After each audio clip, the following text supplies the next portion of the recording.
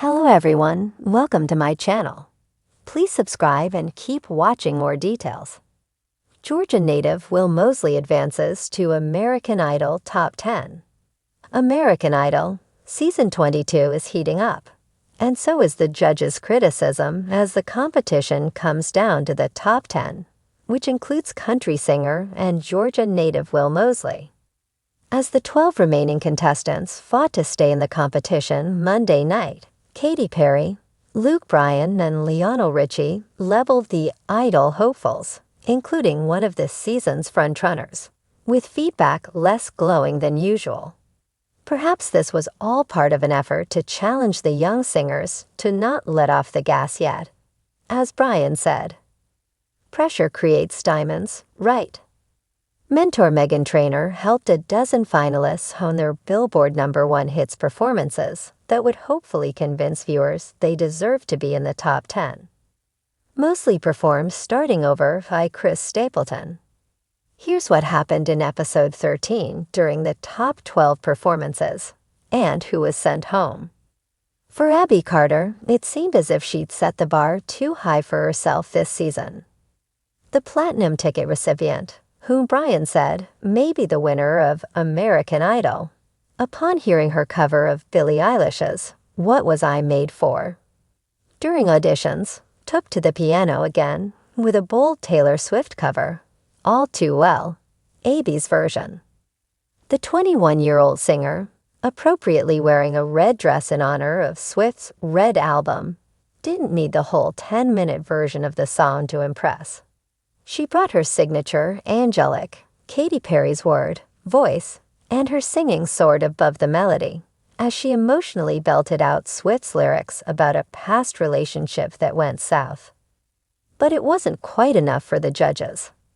Bryan looked around and noted he felt like they'd never left yesterday's taping.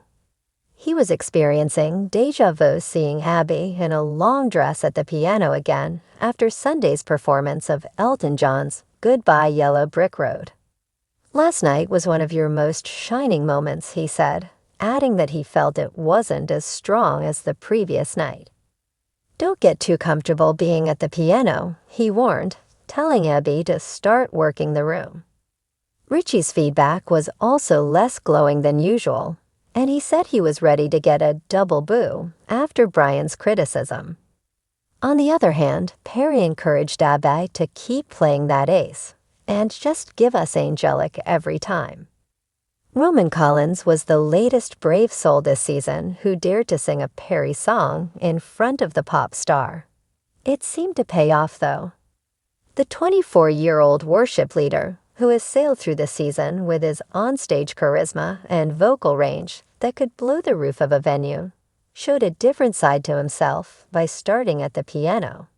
He gave the 2013 pop single a unique jazz club-like remix and kept things dialed back until he let loose, taking the mic out to the catwalk and giving the song his signature church choir treatment.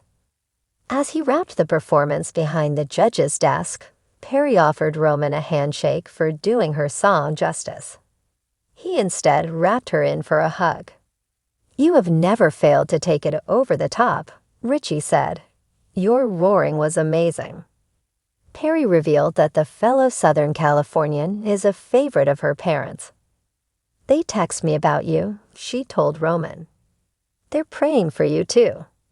Sam Keiko Kelly Cohen, the king of the singer-slash-songwriter performances from behind a piano or guitar, stunned the judges with a huge rock rendition of Godey's 2011 earworm, Somebody That I Used to Know.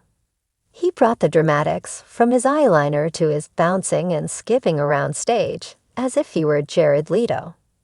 Keiko had the judges on his feet early on in his performance, and the trio didn't hesitate to rush forward and engulf him in a bear hug as he sang his final notes.